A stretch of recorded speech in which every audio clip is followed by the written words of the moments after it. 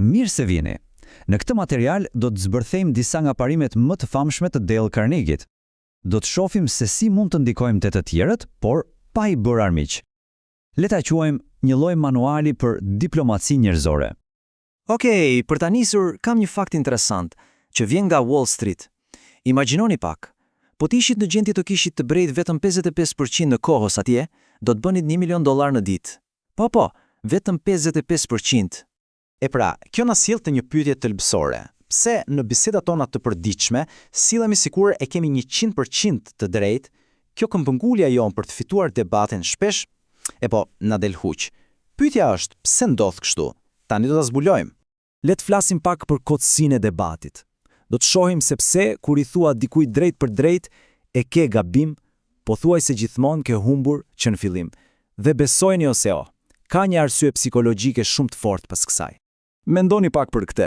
Edhe vetë Theodore Roosevelt, një nga presidentët më të njohur të Amerikës, thoshte për veten e tij se do të ishte i lumtur po të kishte të drejtë 75% të kohës.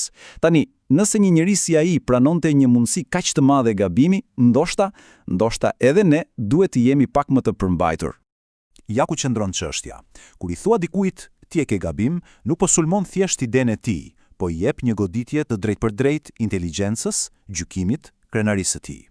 Dhe në atë moment nuk ka më rëndësi kush ka të drejtë. Biseda ka mbaruar, personi tjetër kalon menjëherë në mbrojtje dhe nuk do të dëgjojë më. Okej, pra si e zgjidhim këtë situatë? E po, hapi i parë për të bërë më diplomatik, më bindës, nuk është të ndryshosh të tjerët, është të ndryshosh qasjen tënde. Gjithçka fillon me ne, me veten tonë. Dua t'ju tregoj një histori të vërtetë. Bëhet fjalë për një avokat të ri, shumë të zotin, që po mbronte një çështje para gjykatës së lartë të Shteteve të Bashkuara. Ai e dinte ligjin përmendësh, por mënyra se si i prezantoi atë i prishi punë. Dhe ja ku vjen momenti kritik. Gjatë seancës, një nga gjykatësit e interpretoi ligjin gabim.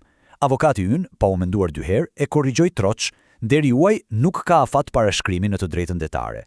Ishte një korrigjim i prerë, publik, ai kishte të drejtë nga ana ligjore, por mënyra ishte krejtësisht e gabuar.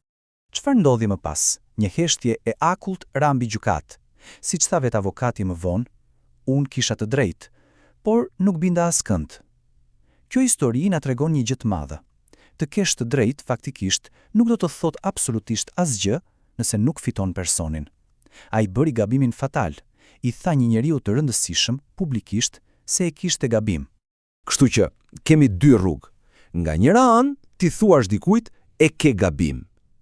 Rezultati, personi tjetër futet në mbrojtje, ndihet i fyer dhe mban mëri.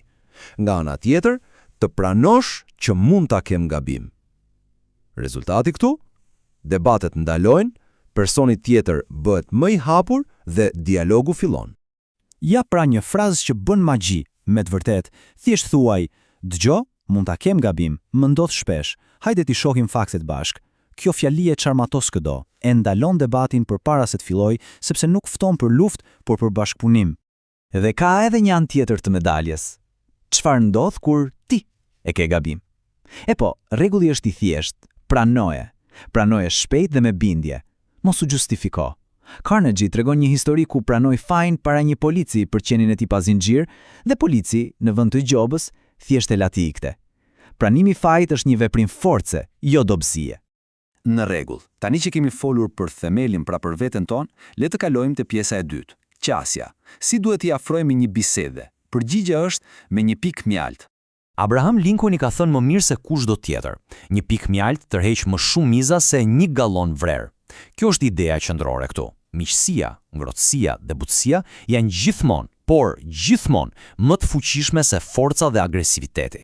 Ka një fabul të vjetër që e shpjegon këtë në mënyrë perfekte. Era dhe dielli vunë një bast se kush mund ta bënte një udhëtar ta hiqte pallton. Era filloi e para, fryu me tërmim, si tornado, por sa më shumë frynte, aq më fort e shtrëngonte njeriu pallton. Pastaj erdhi radha e diellit. Ai thjesht buzëqeshi dhe filloi të shkëlqente ngrohtësisht. Shumë shpejt udhëtarit u bë vap dhe e hoqi vet pallton.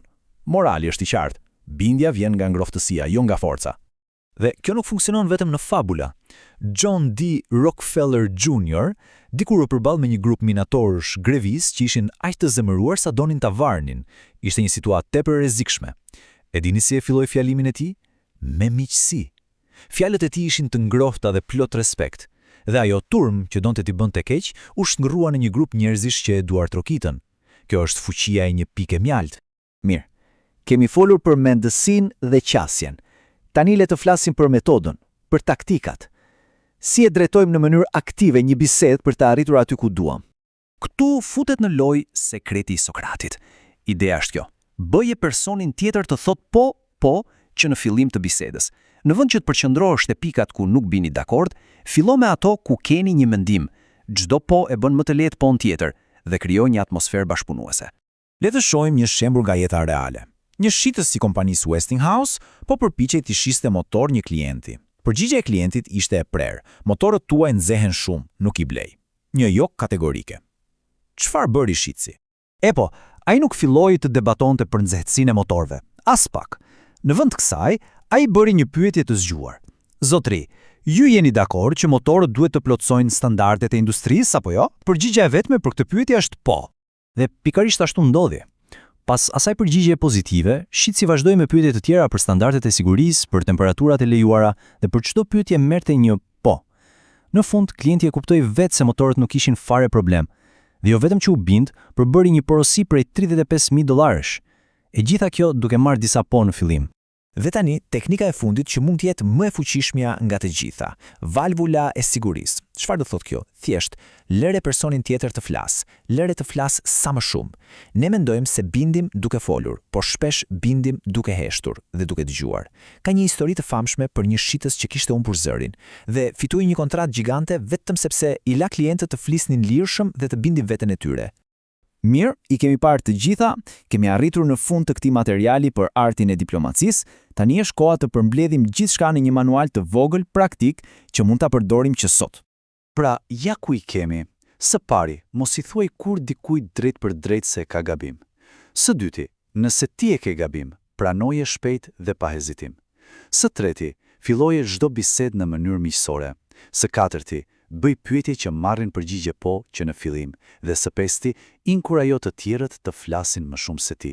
Këto 5 pika së bashku janë thelbi i komunikimit me ndikim.